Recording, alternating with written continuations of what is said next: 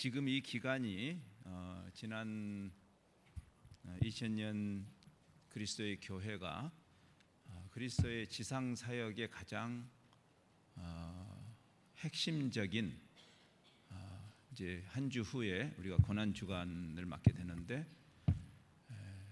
그 그리스도의 십자가와 부활로 그 절정을 이루는 그리스도의 지상 사역을 그 의미를 묵상하고 반추하는, 그래서 예수님께서 그 지상 사역을 시작하실 때 40일 동안 금식하시고 준비하셨던 그것을 생각하면서 교회와 성도들이 그 부활에서 절정을 이루는 그 40일간, 주일을 뺀 40일간을 십자가 복음에 대한 깊은 묵상을 하면서 지냈던 그런 전통을 가진 사순절 기간입니다. 우리 현대 개신교회가 이런 좋은 전통을 좀 되살렸으면 좋겠다는 생각을 저는 많이 합니다. 사순절 기간을 맞아서 우리가 도대체 우리가 믿는 복음은 무엇인가를 다시 원점으로 돌아가서 생각해 보는 것이 적절하겠다, 그런 생각을 했습니다. 반전이 있는 복음이죠. 우리가 상식적으로 생각하는 종교가 아니고, 우리가 일반적으로 이해했다라고 착각하는 그런 종교가 아니라 십자가의 도라고, 지금 여기 바울이 십자가의 메시지다. 참 생각해 보면 당혹스러운 이야기입니다. 복음이란 말과 십자가란 말이 함께 있을 수 없는 조합이죠. 복음이란 말, 우리들이 굉장히 좋아하는 표현이죠. 저는 성경을 번역하는 단체에 있으니까 이 번역에 대한 관심이 많은데, 우리 한국말에서 이 유앙겔리언이라는 그 그릭 단어를 복음이라고 번역했다는 사실 자체도 굉장히 흥미로운 번역입니다. 왜냐하면 유앙겔리언이란 말이 문자적으로 좋은 소식이라는 거 잘 배우셨을 겁니다. 좋다라는 말을 담아내는 한자 말이 많은데, 우리 한국 사람들이 참 복 좋아하잖아요. 그렇죠? 그래서 복음 이렇게 번역했다는 사실도 흥미로운 일이고, 뭐 저는 딴지 걸려는 거 아니에요. 뭐 오역이다 그런 말은 아니고, 또 성경 안에 복의 개념이 있으니까. 근데 그 복된 소식이란 말, 우리가 상식적으로 복음이야? 그러면 내 입장에서 복을 바로 정의하죠. 우리는 이런 게 좋은 소식이지, 이렇게. 근데 그 생각을 뒤집는 복음의 수식어가 십자가란 말입니다. 십자가 복음, 이거 굉장히 일종의 모순어법이죠. 따끈따끈한 아이스크림처럼 이게 같이 있으면 안 되는 단어잖아요. 가장 끔찍한 형벌, 상상도 하기 싫은 트라우마를 일으키는, 그게 십자가, 가장 끔찍한 형벌이 복음 앞에 붙었다는 것을 여러분은 도대체 어떻게 이해하시고 오늘도 마당 기도회를 나오셨습니까? 사실 이 문제가 바로 고린도 전후서를 쓰게 되는 동기였습니다. 복음의 반전, 역설성을 이해하려면 저는 이 고린도서를 반드시 읽어야 된다고 생각합니다. 그래서 제가 여러분에게 제안하는 것은, 이제 한 2주 남았으니까 부활주일까지 고린도 전후서를 좀 많이 묵상해 보시면 좋겠습니다. 강추합니다.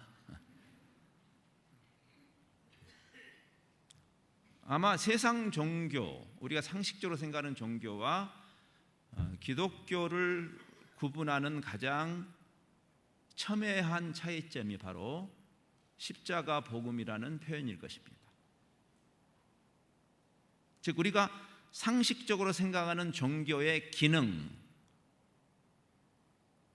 뒤집는 말이죠.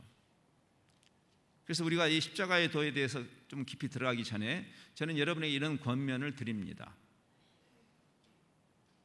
그냥 상식적으로 종교 생활하지 마시고, 쓸데없는 짓이니까. 여러분 오늘도 고생하고 계시잖아요. 여러분이 예측하는 그런 종교가 아니니 집어치우든가 아니면 말씀 속으로 들어가야 돼요. 즉 하나님은 복음을 뭐라고 말씀하시는지를 이해해야 될 거 아니겠어요?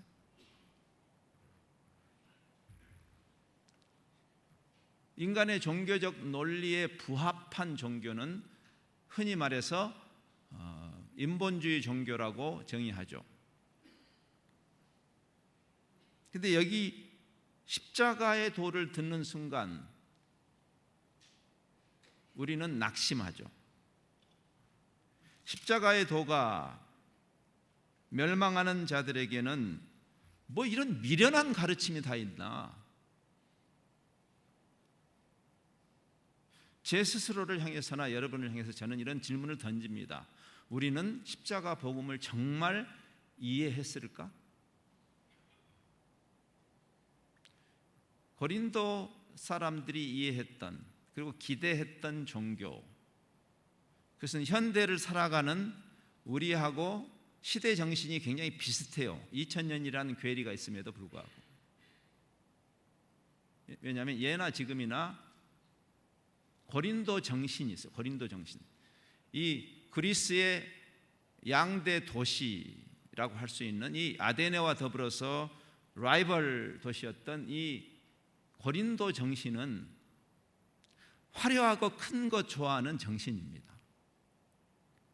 잘 아신 대로 이 아테네는 풀뿌리 민주주의가 발흥한 것이고, 그와 반대로 고린도는 큰 걸 좋아하는, 풀뿌리 운동이라는 것은 소박한 운동이고, 그래서 원래 아테네에 그 풀뿌리 민주주의가 발흥한 어떤 탁월한 왕이, 군주가 보통 사람은 상상도 할 수 없는 그런 힘을 가지고 떵떵거리면서 화려한 도시국가를 만들어내는 그런 꿈을 꾸던 이 고린도의 그 독재를 원하던 그 티라누스란 말이 거기서 나온 것입니다. 티라누스, 이 영어의 그 티라니라는 이 독재란 말이 거기서 나와요.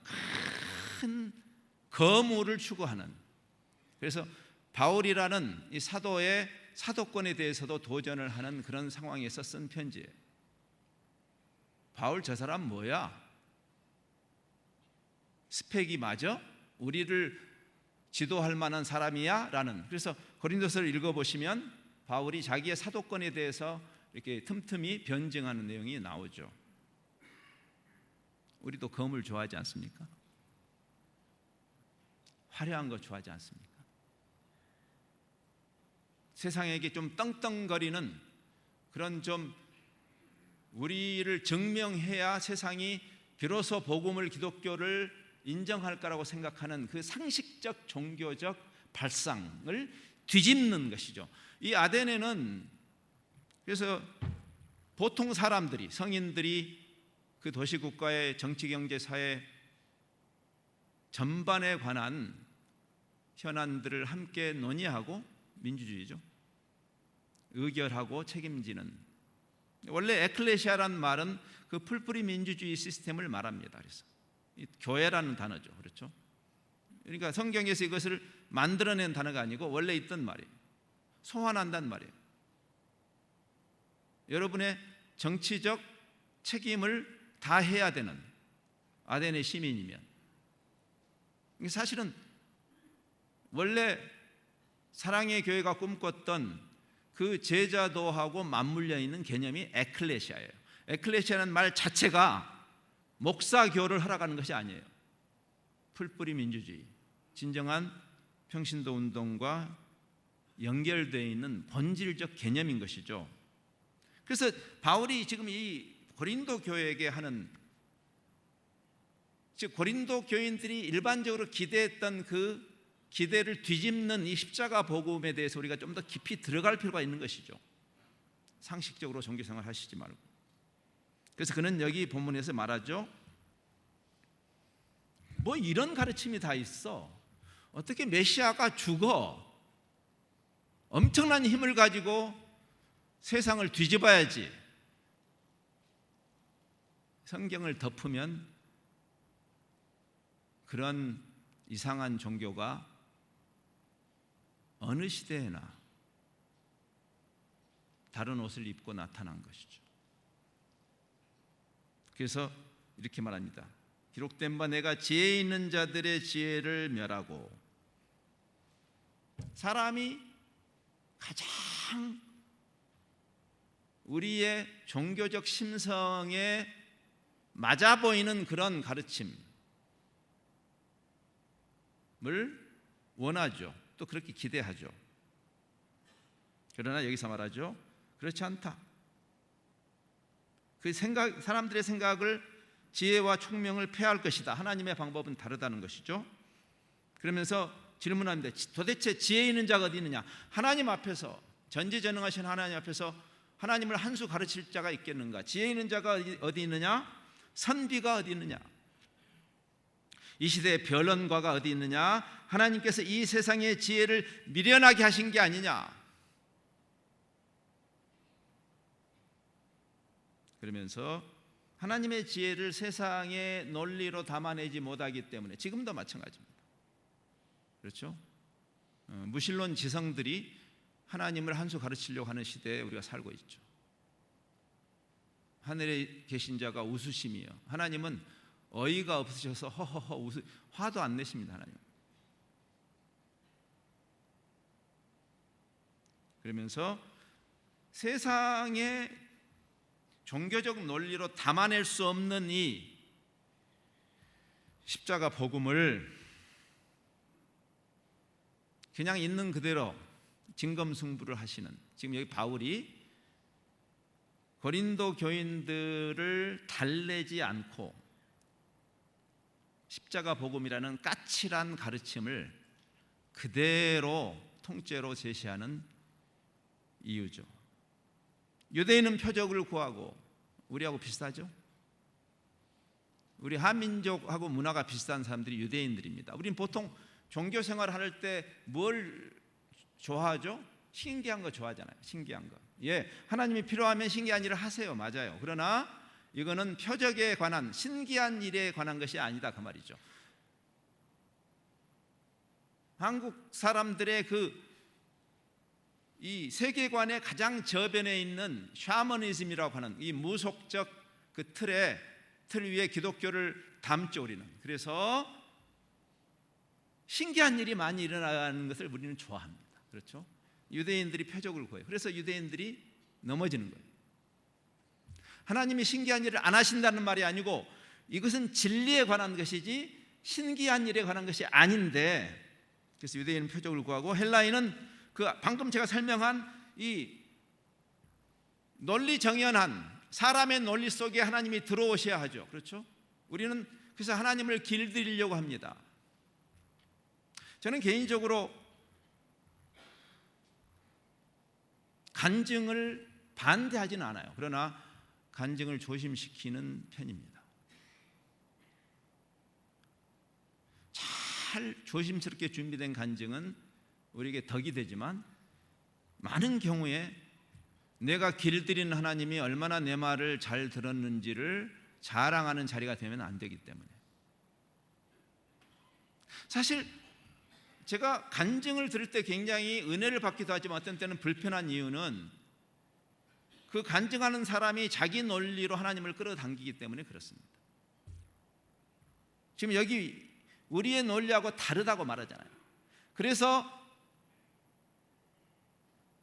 낙심하는 거예요.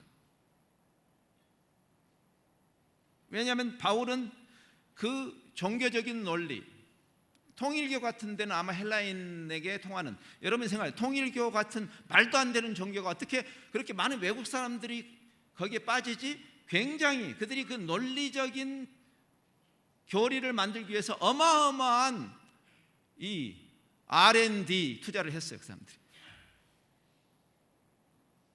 그래서 서양의 많은 지성들이 통일교에 빠지는 것입니다. 이게 헬라인들을 만족시키는 방법이죠.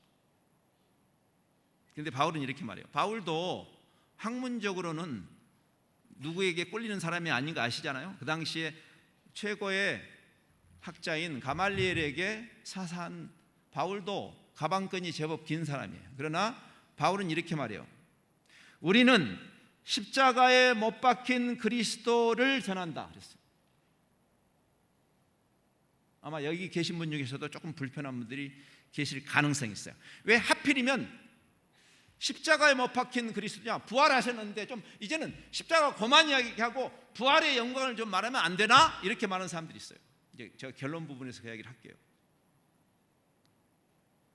여기 2장 2절에서도 이렇게 말해요. 내가 너희 중에서, 고린도 사람들 중에서 예수 그리스도와 그가 십자가에 못 박히신 것 외에는 아무것도 알지 않기로 작정했다.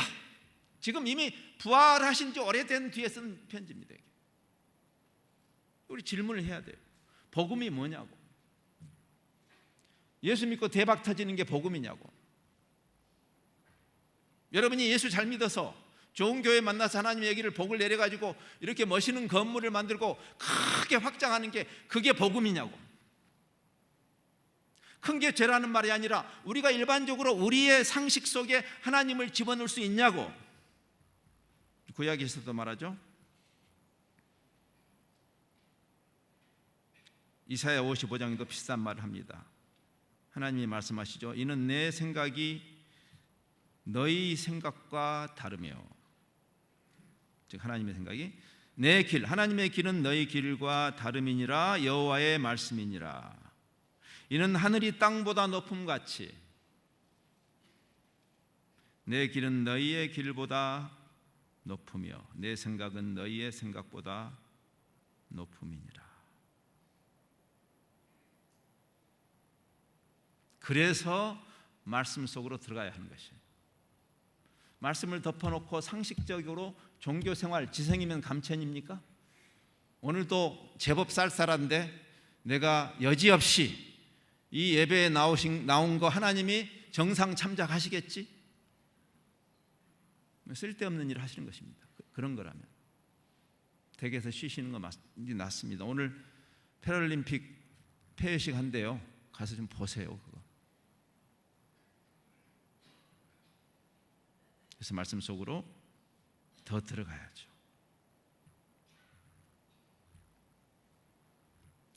우리 나름대로 하나님을 파악했다고 하는 순간 그 하나님은 하나님이 아닌 것이죠. 저는 우상을 만들지 말라는 말을 그렇게 이해합니다. 왜냐하면 어떤 형상 자체에 문제가 있다기보다는 우리가 그 형상을 만드는 순간, 즉 하나님은 이런 분이라고 만드는 순간 하나님은 그 형상이 아니니까 그 이야기죠. 에레미야서에 보면 최근에 한국을 다녀간 팀 켈러도 그 이야기를 많이 했습니다.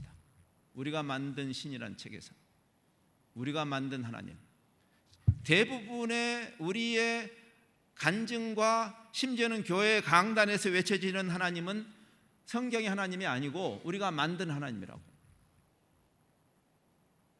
우리가 만든 하나님이 다 하셨다고 그렇게 가정한 고백을 했어야 되겠냐 그 말이에요. 예? 그래서 C.S. 루이스는 말해요.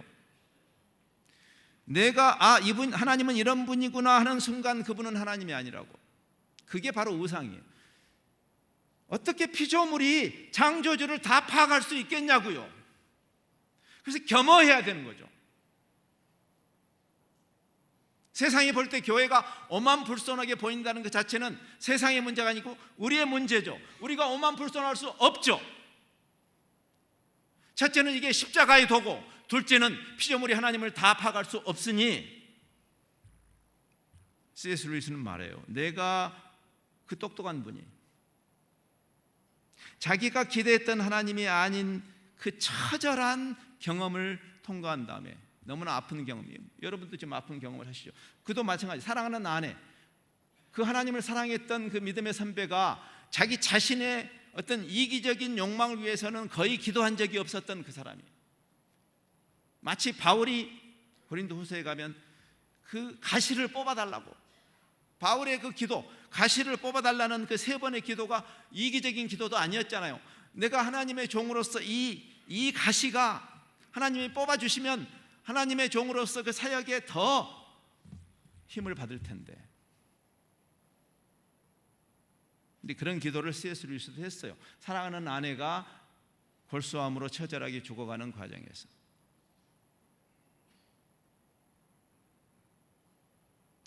하나님이 들어줄 수도 있고 안 들어줄 수도 있죠. 근데 왠지 모르지만 또 그걸 자꾸 설명하려는, 이 욥의 친구들처럼 자꾸 그걸 설명하려는 분들이 있어요. 설명하지 마세요. 그냥 놔둬. 우리는 몰라. 하나님의 뜻을 다. 근데 C.S. 루이스도 이해할 수 없었어요. 그 사랑하는 아내가 죽어요. 아니, 그렇게 하나님을 위해서 많은 일을 한 귀한 분을 좀 이 정도 들어주면 안 돼요? 하나님에게 골수함이 그렇게 힘들어요? 야, 땀병이란 몰라도 골수함은 나도 힘들다. 그러십니까? 하나님? 그런 다음에 쓴 책이 헤아려 본 슬픔이란 책이에요. 이것도 강추. 근데 거기서 이런 글이 나와요. 하나님에 대한 내 생각은 하나님의 생각이 아니다. 그래서 내 생각은 거듭거듭 부셔져야 한다. 아니, 하나님 스스로 그것을 부수신다 그랬어요. 하나님은 위대한 성상 파괴자다. 우리가 성상을 만들어, 이게 예수님이다, 이게 하나님의 한 수가, 하나님이 그걸 깨뜨리신다. 우리 경험을 통해서. 여러분도 지금 그 집단적으로 그 경험하고 계시죠? 예? 하나님께 실망하셨죠? 이 모임이 이렇게 길게 갈 거라고는 여러분 계획 속에 없었죠?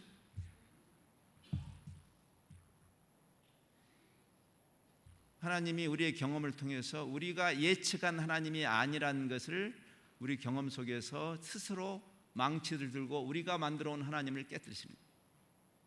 그래서 그는 이렇게 말해요. 거기에 실망하기보다 그는 이렇게 말합니다. 그분이 내가 하나님을 파하겠다고 생각하는 그 우상을 스스로 내 경험 속에서 깨뜨리시는 것, 그 사실이야말로 그분이 아직 살아있다는, 살아서 섭리하시는 하나님이라는 증거가 아니고 무엇이냐. 그래서 그 성상 파괴의 절정이 예수 그리스도의 성육신과 십자가인 것이죠. 생각해 보세요. 하나님이 십자가에 달려 죽으신 거예요. 어떻게, 어떤 종교의 달인이 이런 아이디어를 낼 수 있는 거예요? 사람의 머리에서는 나올 수 없는 이야기입니다.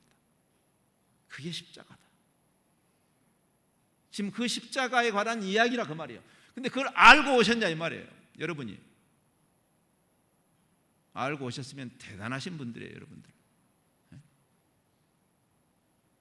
대부분의 사람들은 이 부분, 여기 유대인들이 걸려 넘어지는 여기에 대부분의 사람들은 실족한다. 대부분의 사람들은 낙심한다. 예수님이 오병이어의 그 기적을 이루신 다음에, 여러분 기억나시죠? 오병이어 사건, 뭐 너무나 유명한 사건이죠. 그 4개 복음서에 다 기록되어 있는 몇 개 안 되는 사건 중에 하나가 오병이어 사건 아닙니까? 여러분, 예수님이 사람들이 메시아가 오셨을 때 기대하는 그 메시아, 빵을 주는 메시아, 우리 다 그거 기대하잖아요. 대한민국이 예수 잘 믿어서 이렇게 잘 살게 됐다면서요. 예? 경제 대통령 뽑자면서요. 그래서 살림 좀 좋아지셨습니까? 예?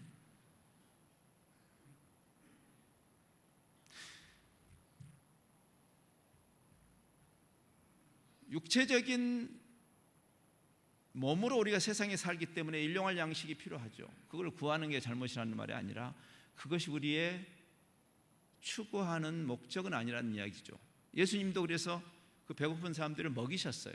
근데 그게 많은 사람들로 하여금 경제적, 정치적 메시아라는 기대감을 갖게 하는 것이죠. 그래서 예수님이 가장 인기가 올랐을, 요즘 젊은이들 말로 인기 짱이었던 때가 그때입니다. 예수님을 임금 삼으려고 하죠. 그때 예수님이 아니다, 이거를 위해서, 이것도 내가 필요하면 이렇게 주지만 이것을 위해서 인자가 온 것이 아니다 하면서 알 듯 모를 듯한 말씀을 하시잖아요. 인자는 하늘에서 내려온 떡이다. 즉 십자가를 이야기하시네요. 십자가를. 참떡을. 그래서 예수님의 그 성만찬의 개념으로 그 오병이어 사건을 끌고 가실 때 사람들이 힘들어요. 야, 이거 어렵다. 누가 이해할 수 있냐? 현대 교회가 그걸 요구하지 않습니까? 성도들이 성경에 좋은 말 많은데 왜 자꾸 십자가를 끄집어내? 좋은 게 좋은 거 아닌가? 그래서 다 가죠. 슬픈 일이지만 예수님이 붙잡지 않습니다. 왜냐하면 진검승부를 해야 되니까. 십자가 아닌 어떤 걸로도 승부해서는 안 되니까. 번영의 신학으로 승부해서는 안 되니까. 파워 기독교로 포장하면 안 되니까. 그래서 제자들한테도 말씀하시죠. 너희도 갈래? 제자도에 대한 자부심이 있으시잖아요, 여러분들이. 그렇죠? 여러분 스스로를 그리스도의 제자라고 하시잖아요. 근데 그 제자들이 주님이 물어보시는 거예요. 너희도 갈래? 올바른 선택하기를 주님은 원하시지만 강요하시지는 않죠. 이게 사순절의 전통인 걸 아셔야 됩니다. 사순절이 이 기간에 여러분 무슨 우리가 십자가에 달리신 주님이 짠해서 동정심을 유발하고 아이고 안 됐네, 주님 너무 안 되셨어요, 우리가 주님을 위해서 울라고 지금 이 사순절이 있다고 생각하십니까? 주님이 그럴 거예요. 됐거든. 원래 사순절의 전통은 회개와 경신입니다. 회개와 경신. 즉 우리가 복음을 뒤틀었던 것을 회개하고 십자가 복음의 근거에서 다시 다잡는 거죠. 바로 잡는 거죠. 개혁이죠. 그래서 예수님이 십자가에 죽으실 때 예루살렘 여인들이 울었어요. 예, 그건 인지상정이죠. 우는 게 지금 잘못이란 말이 아니죠. 그러나 그때 예수님이 하신 말씀을 기억해야 돼요. 예루살렘의 여자들아, 나를 위해서 울지 말아라. 너희 자신을 위해서 울어라. 왜? 복음을 자꾸만 뒤트는 우리들, 그리고 그 독소를 먹고 자라는 여러분처럼 예수 믿는 집안에 자라나가지고 교회 생활은 열심히 꼬박꼬박 하지만 그러나 바리새인이 돼가고 있는 그 아이들을 위해서 울어라.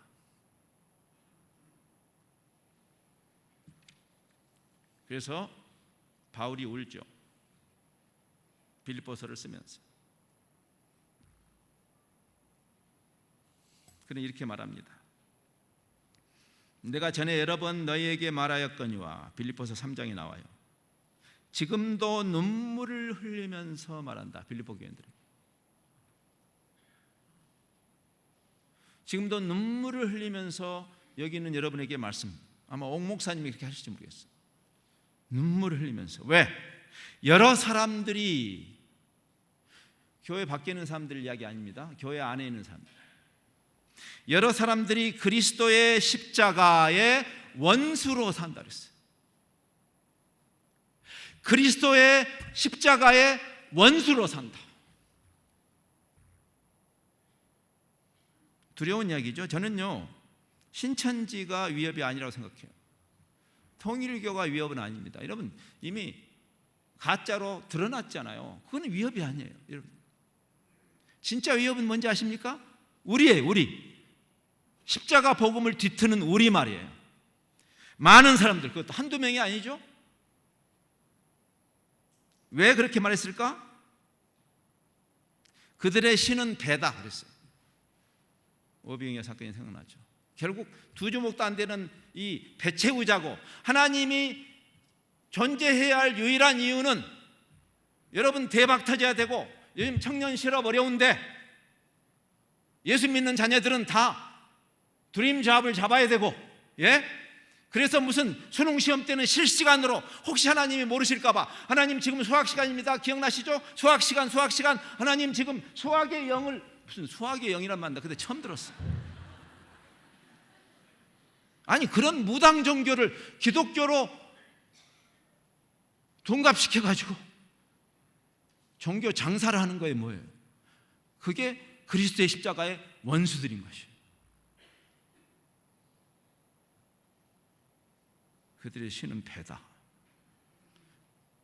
그들이 자랑하는 그들의 영광은 부끄러운 짓을 하고 부끄러운 줄 몰라. 오히려 세상은 지금 적폐청산하면서 지금 오히려 억지로라도 지금 틀이 잡히고 있는데 가장 반성할 줄 모르는 종교 집단, 세금도 안 내려고 하고 불법과 편법을 종교를 가장해서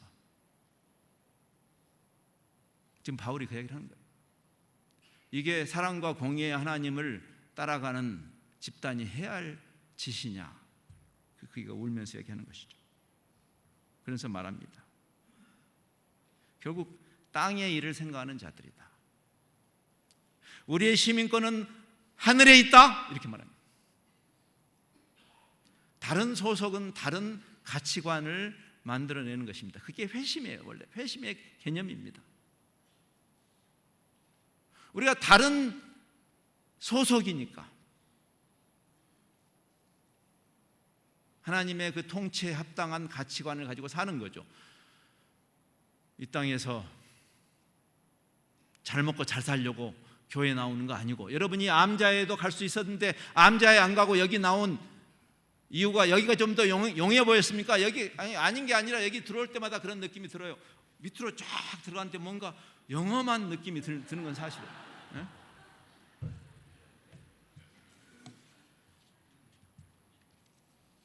그래서 이제 결론적으로 질문은 우리 스스로에게 다시 돌려야 되는 거죠. 이 세상에 종교가 많은데 여러분은 왜 기독교를 선택하셨나요? 여러분, 세상에 종교 많습니다.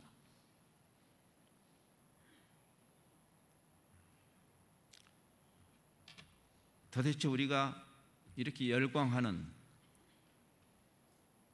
이 복음은 십자가의 도인가 십자군의 도인가?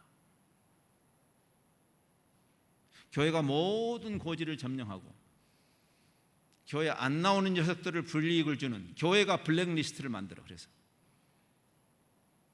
갑질을 해. 우리 다 그런 꿈 꿨잖아요. 그렇죠?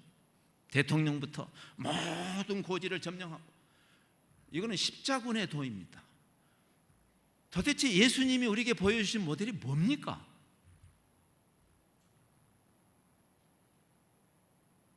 십자가 없는 영광이요? 예, 영광스러운 일인데 이거는 역설적 영광인 거 아세요? 십자가를 영광이라고 한다는, 이 십자가를 지난 다음에 영광이라기보다는 십자가를 보는, 예수님이 베드로의 고백 위에 교회를 세우신 다음에 하신 말씀 기억나시죠? 이순신의 장군의 한산 대첩을 생각해 하는, 이순신 장군이 성경을 읽었는지 어떻게 예수님이 하신 말씀을 정확하게 반복하셨어요.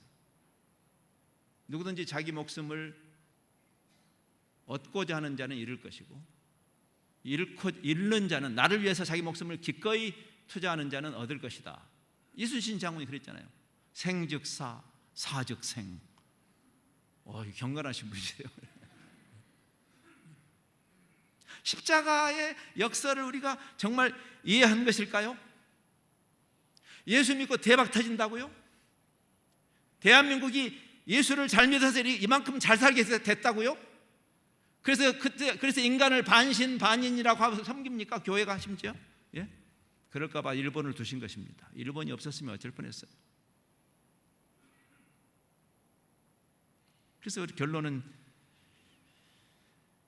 지금 바울이 간절하고 치열하게 우리가 생각했던 그 복음이 아니다고 말하면서 십자가의 복음에 대해서, 십자가 없는 영광, 그거 복음 아니고, 회개 없는 구원, 그거 구원 아니고, 요즘도 난리지 않습니까? 이창동 감독이 밀양이라는 영화를 만들어서 이 참을 수 없는 기독교의 천박함을 고발했던 그 일이 지금도 반복되고 있지 않습니까? 진리 없는 축복이라고요? 그리스도가 먼저 고난을 받고 자기의 영광에 들어가야 할 것이 아니냐? 주님도 말씀하시죠. 그 주님이 지신 십자가를 그분을 따르는 제자들에게 이렇게 말씀하시죠. 나를 따라올래? 제자는 주님을 따르는 자니까. 나를 따라올래? 자기를 부인하고 이 세상에서 예수 덕분에 대박 터지는 그런 신앙이 아니라 오히려 나를 부인하고 자기 십자가를 지고 주님을 따르는 것이다. 그게 제자도다라고 주님이 말씀하시지 않습니까? 그걸 이해하시고 여기 앉아 계신 것이에요. 히브리서 12장이 우리에게 그 이야기를 하죠. 우리 안에 구름과 같이 허다한 증인들이 있다. 11장에 나오는 그 믿음의 선배들 다 십자가를 이해했던 분들 아닙니까? 히브리서 11장에 나오는 그 믿음의 선배들 중에 도대체 예수 믿고 대박 터진 사람이 누가 있어요? 세상의 기준으로는 다 예수 믿고 망한 사람들 아닙니까? 그걸 알고도 교회를 나오시는 겁니까? 그 사람들이 우리 주변에 허다한 증인, 구름같이 둘러싼 허다한 증인들로 있는 것이다. 그게 바울이 이야기해요. 이 히브리서 제자가 말해요. 그러면서 믿음의 주요 온전케 하시는 이인 예수를 바라보자. 그래서 여기서 믿음의 주라는 말은 보통 우리가 주님 할 때 그 주가 아니고 아마 이게 제가 그 원문에 충실하게 번역하면 믿음의 저자요. 믿음의 원조요. 원조. 그런 뜻이에요. 믿음을 만들어내신 분. 우리가 믿음이라고 할 때, 우리가 믿는다고 할 때 그 믿음을 만들어내신 분이 예수님인데 그 믿음이 뭐냐면 십자가예요. 그는 그 앞에 있는 기쁨을 위하여 십자가를 참으사 십자가를 피하지도 않았고 십자가를 부끄러워하시지도 않았고 그 십자가를 지심으로 하나님의 뜻을 이루신 그분, 이제 그분을 따르는 제자들에게 이 사순절에 주님은 똑같은 요구를 하십니다. 나를 따라올래? 자기를 내려놓고 자기 십자가를, 왜? 주님이 우리 믿음의 원저자시니까. 그분이 십자가를 지심으로 모델을 보이셨으니까.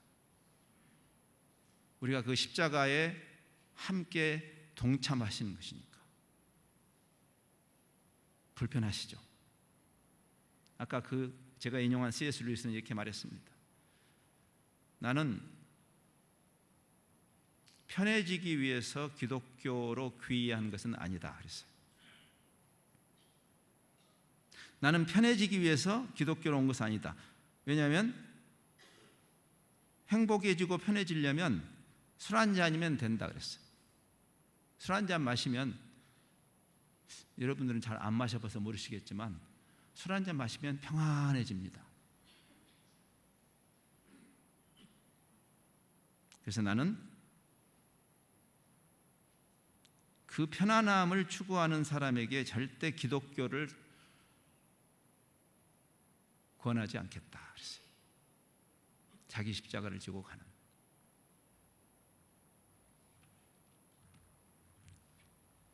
작년에 아마 여러분이 귀가 닳도록 개혁 500주년에 대한 얘기를 들었을 겁니다. 1517년 10월 31일 루터가 95개 조항을 선언한 다음에 여원의 불길처럼 이 개혁 운동이 일어나면서 그 당시에 중세 로마 교회, 지금의 로마 교회는 많이 다릅니다만은 그 당시 500년 전에 그 맛이 갔던 중세 로마 교회의 교황청의 신학자들과 루터를 포함한 개혁자들 사이에 신학 논쟁이 일어나게 되죠. 그래서 그 이듬해 해인 1518년 3월에 독일의 하이델버그에서 유명한 신학 논쟁이 일어납니다. 그 신학 논쟁의 핵심은 로마 교회의 신학자들은 영광의 신학이라고 복음을 정의합니다. 영광의 신학. 우리 많이 들었던 이야기, 그렇죠? 예수 믿고 만사 형통, 예수 믿고 대박 터지는. 근데 개혁자들은 이렇게 얘기합니다. 아니다, 십자가 신학이다. 우리의 대박은 예수님 자신이다. 우리가 예수 믿음으로 다른 대박이 터지는 게 아니고 예수님을 나 같은 질그릇에 그리스도라는 보화를 가진 그 자체가 대박이다. 그것이 고린도후서 4장이 나와요. 제가 고린도서를 읽으라고 합니다. 여러분은 이미 가진 자인 것을 기억해야 돼요. 나 같은 질그릇에 그리스도라는 보화를 담았다. 그럼 지금 여기 왜 사는가? 왜 사는가 지금 우리는? 그 그리스도가 지신 십자가를 지고 아직 그 십자가로 구원의 반열에 참여해야 할 이 슬픈 세상에 할 일이 많아서 그리스도의 몸된 우리 교회를 예수 믿고 여기서 대박 터지라고 부르신 것이 아니라 이미 예수님 안에 함께 있는 우리가 자기 십자가를 지고 세상을 하나님의 나라로 초청하는, 그것은 십자가를 짐이 없이는 불가능해요. 예수님이 십자가를 안 지셨다면 여러분이 하나님의 백성이 될 수 없었던 것처럼 그리스도의 몸으로 제자로 부르심 받은 우리가 우리 십자가를 지고 이 신자유주의 자본주의 세상에서 이만큼도 손해 안 보고 예수 덕분에 1등만 하려고 하는 그런 철면피대로 가득 차 있는 교회를 통해서 세상은 소망이 없는 것이고, 자기 십자가를 지고 나는 다 가졌다라는 생각을 가지고 그 믿음을 가지고 그 주님을 따를 때 세상은 소망을 보는 것이죠. 4년 전에 어떻게 우리가 저는 죽을 때까지 저는 제 기억에서 고난주간만 되면 4년 전 고난주간에 세월호 사건이 있었지 않습니까? 그때 있던 많은 논의 중에서 저는 제 마음에 꽉 박혀있는 한 표현이 있습니다. 배를 버린 선장, 십자가를 버린 교회. 지만 살겠다고 배를 버린 선장, 지만 살겠다고 십자가 버린 종교꾼들로 가득 차 있는 교회가 세상에게 무슨 빛이고 소금일 수 있겠어요? 이 고난주간을 앞두고 주님께서 우리에게 보여주신 그리고 가르치신 복음은 무당 종교가 아니라 주님이 그 십자가를 기쁨으로 지셨듯이 제자된 우리, 그리스도를 따라가는 우리가 잠시 사는 이 인생을 허탄한 가치를 향해서 탕진해버리지 않고 나를 내려놓고 내 권리를 자발적으로 내려놓고 그래야 세상을 이롭게 하지 않겠어요? 나와 내 자식들이 항상 1등하는 그런 무당 종교가 아니라 나를 내려놓고 자기 십자가를 지고 주님을 따라가는 그 허다한, 구름같이 허다한 증인들의 그 반열에 함께 서는 여러분의 행보가 되기를 바랍니다. 기도하겠습니다.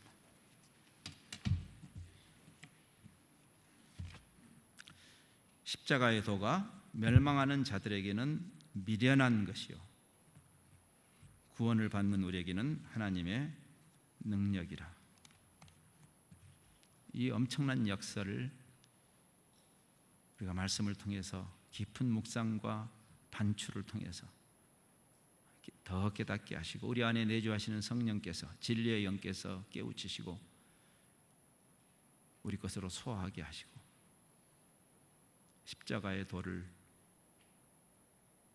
내면화하고 또 구현하는 여기는 모든 성도들의 삶과 행보가 되도록 오늘도 이렇게 참 어려운 상황 속에서 모인 이 신앙 공동체를 주께서 기름 부어 그리스도의 십자가의 제자 공동체로 계속 사용하시고 또 통하여서 영광 받으시기를 구합니다. 예수님 이름으로 기도합니다.